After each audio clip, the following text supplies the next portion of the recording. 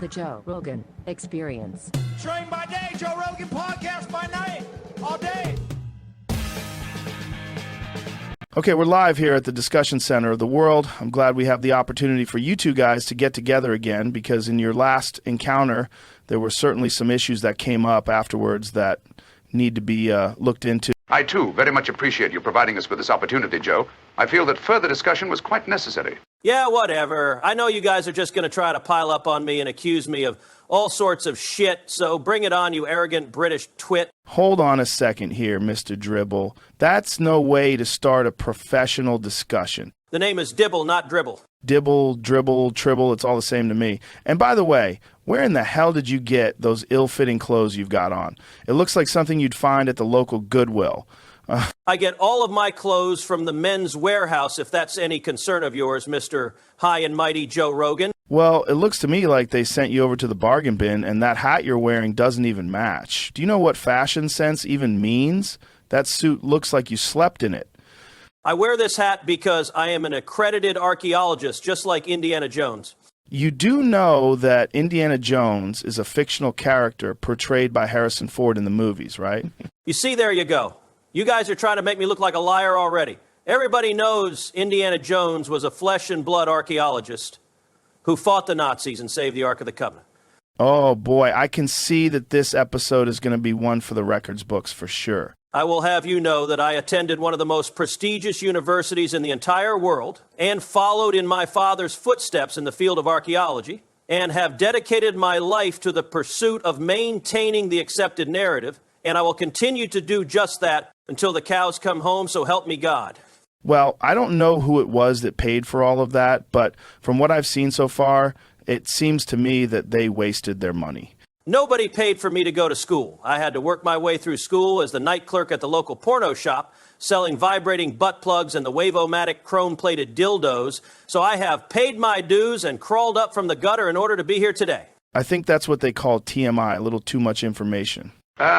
Joe, if I may interject here for a moment, I would like to discuss the assertions made by Mr. Dribble in our last encounter and bring to light the wholly inaccurate nature with which he presented his so-called facts, particularly those assertions surrounding cultivated and wild plant life. He made some very specific assertions and even provided slides and graphs of said assertions. However, we were unable at that time to do any real-time fact checks on these assertions, and it has since been debunked by a goodly number of members of the scientific community. Everything I presented previously is 100% accurate, and I spent a lot of time putting together that presentation, and I'll have you know I didn't do so well in my Microsoft Office classes, so doing that PowerPoint presentation was a real pain to accomplish. Even if it was a pain to accomplish, don't you think you should have gotten your facts right before you presented it to the world? I recently did a show with Jimmy Corsetti and Dan Richards, and they both brought forth very convincing arguments, debunking pretty much everything you said. And you're going to sit here now and say that was all 100% true. You see, there you go again, trying to make me look like a liar. I'm telling you it was all true, and if I have to go into Louis DeJoy mode and cover my ears to keep out your bullshit, I will certainly do just that. Joe, I think what we have here is a classic case of denialism playing out right before our eyes. He has clearly been debunked and shown as the fraud that he is, and I think perhaps further discussion may well be fruitless.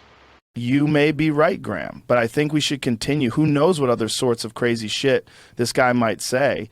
And those guys, you mentioned Corsetti and Richards, they're both just pseudoscientists and never went to any big-name school or have an abbreviated alphabet behind their names like I do. So you have to listen to what I have to say and disregard anybody and anything else as being bunk. That is just completely preposterous, and additional voices and viewpoints in any discussion are quite vital to continued scientific advancement. Nah, DeJoy mode. I can't hear you, shut up, I want my mommy. I say, Joe, do you perhaps have any more of that killer bud we shared a few weeks back?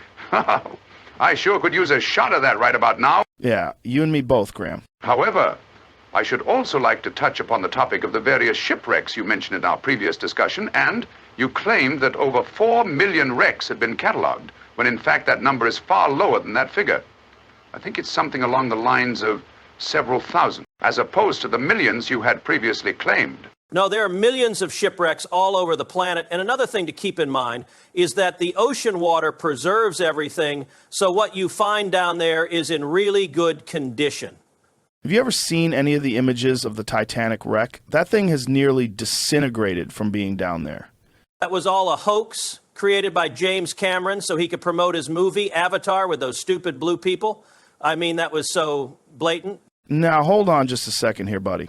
The ancient Greek Antikythera mechanism was completely encrusted with barnacles and other seaborne crustaceans, and if it weren't for the X-rays that were done, no one would know what that thing was. So to say that ocean water preserves things is just, as Graham pointed out, completely preposterous. And if you continue with this false narrative, you are going to ruin whatever career you may have left. Liar, liar, pants on fire. You look like a loon and your mama's tired. I try to teach you, but you're uninspired. Hey, bud, you better watch what you say about a person's mama. I don't need to listen to you. You don't have a degree like I do, so you just better step back, Happy Jack. I dare say, my good man, Joe in fact does hold a degree, a 5th degree to be exact, a 5th degree black belt. What's he going to do, come over here and beat me up? I have to say I am using an exorbitant amount of self-restraint in this situation, but I can say that if I wanted to, I could just come over there and rip your head off and shit in your neck, you little twerp. So you might want to just shut the fuck up while you still can. Joe, I think I should point out here is that what we are dealing with is clearly an oafish cur of questionable lineage who possess no discernible qualities whatsoever. And it just dawned on me that he bears a striking resemblance to the little swarming Nazi in his aforementioned Indiana Jones film. Now, Graham, you're right about that. He does look like that guy. I've been sitting here all this time, and I never noticed that about him until you mentioned it. I would venture to speculate that he got picked on in school as well. So that could be part of why he comes off as such an asshole. Hey, you guys, don't you see me sitting right here? I will not be overlooked. Oh, shit. Now he's going for the fatal attraction thing. I think it's time we wrap this one up. And to answer your question, Graham, yes, I do have some more of that bud. So once this jerk-off is bounced out of here, we can indulge in a little of that if you'd like. Oh, I should like that very much indeed, Joe. Very much indeed. Okay, folks, there you go. This one didn't exactly turn out the way we had initially planned it, but it is what it is, and I certainly hoped you liked it. Joe Rogan Podcast, check it out. The Joe Rogan Experience. Train by day, Joe Rogan Podcast by night. All day.